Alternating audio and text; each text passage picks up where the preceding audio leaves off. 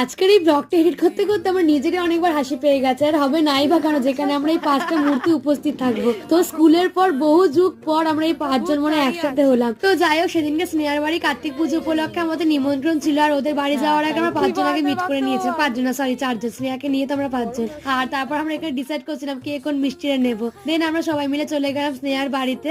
তো এখানে ভীষণ সুন্দর করে সাজিয়েছিল ঠাকুরটা। ওই সব করেছে নাকি সকাল থেকে উঠে, কিন্তু গিয়ে দেখি মহারানী বাড়িতে নেই, একটা কোথায় গেছিল। তাই বৌদি ভাই আমাদের প্রসাদ দিল। তারপর কিছুক্ষণের মধ্যে ও চলে আসলো আর এসেই শুরু করে দিয়েছে, ও ভিডিও করছিস।